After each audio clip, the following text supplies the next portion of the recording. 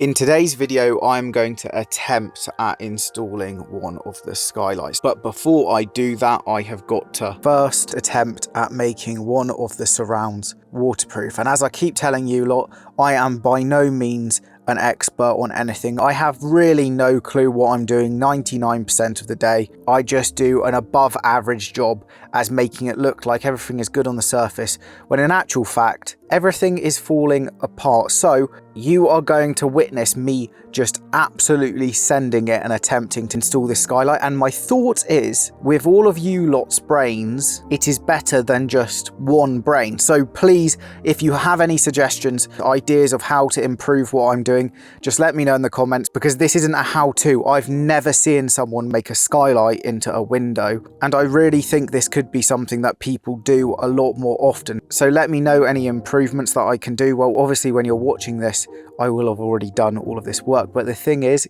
I have got 4 attempts on getting this right, because I've got 4 skylights. In fact, I've actually got 5, because when I was on the phone to the skylight company, they were like, can you repackage the damaged skylight into a pallet? And I was like, well, I can't really do that because I bought 4 from you, so I got 4 on a single pallet. I'm more than happy to help lift the skylight back onto your van, but as I said in a previous video, often the company will just write it as a loss, because all of the hassle of sending an empty van and a person on a day rate to come and collect a 400 quid skylight, that is damaged. They've already taken the loss because they've had to send me a new one. They did as most businesses would do. They've just drawn a line through it, and I have now got to get rid of this skylight. But I don't like throwing away things. So is there anything you lot could think that I could use this damaged skylight for? Because it is damaged, and that means if there is a frost or something, it could shatter. Having said that, I am about to buy a window for the bathroom, and I want it to be an opening window. So is there any way that I could somehow make this damaged skylight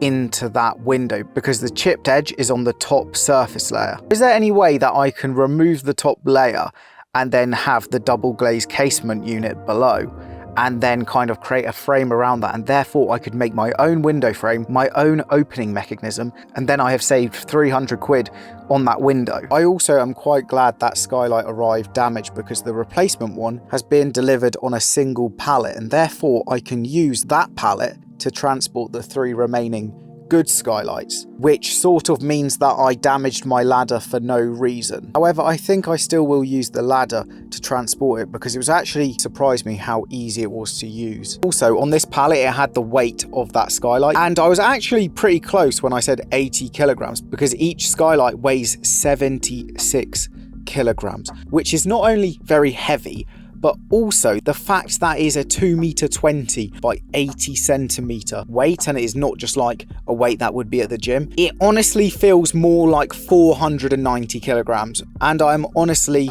not sure how this is going to go. As long as I get the skylight to the rough area, I should be able to just use all of my strength and just send it. But I'm really hoping it all fits, because I have measured it, I have checked, but I have a lot of previous for measuring things wrong. I've also seen some questions of people asking about what sort of cladding system am I going to be using on the tiny house, and honestly I'm not fully sure. Well, I mean, I kind of do. I've always wanted it to be 20 millimeters of cedar cladding, then with battens, and that is the build up, and I want the planks of wood going up vertically. If they go horizontally, I think it looks like a bit of a shed, whereas if it's vertical, I think it looks more modern. And because of the detail, the fact that I've got no overhang on this tiny house, it will allow these pieces of timber to go right up to the top of the roof, meaning you won't see any of that epdm. It will just be a clean look. Now with this cedar, the idea is to burn it, and that is a technique that is used all over the world, and what it does is it actually makes the wood water repellent, pest repellent, and it makes the timber last way longer. Now the issue I have with that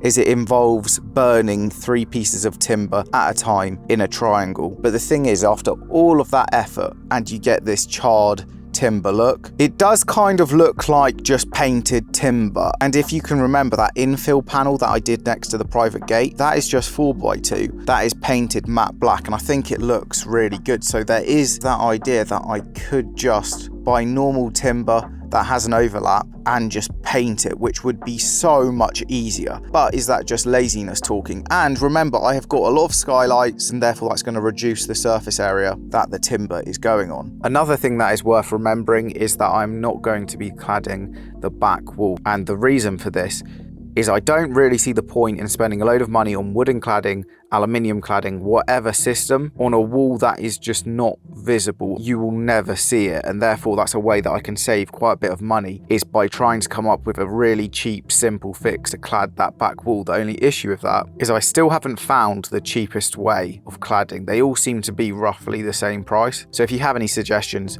please let me know, because I really want to figure that out pretty soon. Now, I was also planning to apply that to the end wall, which has the opening window from the bathroom, but after thinking about it, that wall is quite visible still. So I think I will spend a little bit more money and match that with the cladding that I've got on the visible front and side of the tiny house. It was around about now that I started to realise everything was going wrong, and the reason for it, with hindsight, makes complete sense. Now, I completely forgot that flashing tape is different to epdm, which is very obvious, I know, but I had forgotten this. Now, the difference is epdm, even in the cold, is very malleable. You can move it quite easily in comparison to flashing tape, which has got a super tacky rubber back to it. And I couldn't understand how this had gone from the other day being really sticky to today. It was basically like putting a piece of A4 paper on the wall and then just hoping that it would somehow magically stick. In order to counter that, you need to heat up the entire surface to make it go super malleable again. And because it's super cold, literally as soon as I heat up the surface, it almost immediately turns cold again,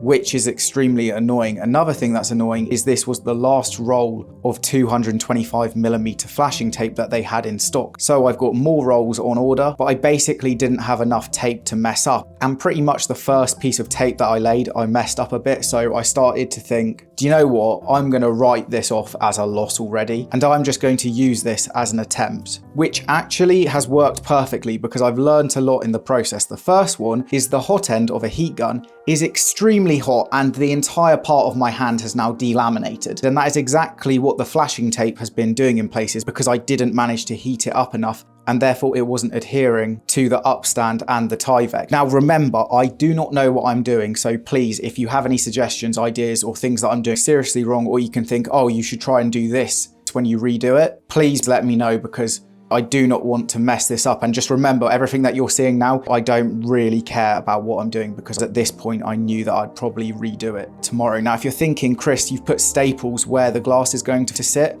I know that. I've just done that to hold it in place. And when it comes to putting on the skylight, I will cut back the flashing tape, add a load of mastic, and it will work perfectly in theory. And if I look particularly unhappy, that is because my hand is in so much pain from burning it. And when anything starts going wrong, it always annoys me, but instead of just giving up, I decided I'd use all of that energy to move the damaged skylight and just put it in place to see what it looks like, so I can see if there's any future problems going to occur, and therefore I can think about them tonight before I go back to the tiny house tomorrow. If you are thinking, Chris, that looks extremely sketchy, you shouldn't do that, I'm 100% with you. Definitely do not do this. And 78 kilograms has never been so heavy. I cannot stress to you how heavy this was to install. And putting pieces of insulation under each side and get it closer to the final height, and then for that last bit, just use all of your strength and lift it into place. I think that really is going to work. Now remember, this is the damaged skylight, so I really don't care with what happens to this one. Yes, I've got the idea to use it as a pivoting window in the bathroom, which I actually think would work really well, giving it a bit more thought today whilst all of this was going on. But yeah, despite me messing up completely all the flashing tape, tearing it in places, delaminating it, burning my hand, I turned the positive into a negative because I cannot believe how good this looks. Sometimes when you have a vision or an idea and you actually bring it to life, it sometimes doesn't meet the expectation that you have in your head. But I don't know about you, but I think this looks incredible. And if we all together figure out a way to actually do this so that my house doesn't flood, and then there is a proper way to create these skylight windows, I really do think it is a thing. If it is what you like, people could start doing. So as always, thanks for watching. Like the video if you enjoyed it, subscribe if you're new, and sign up to my weekly newsletter. Sweet, I am now gonna go upload this video and then go get some food because I am starving. In a bit.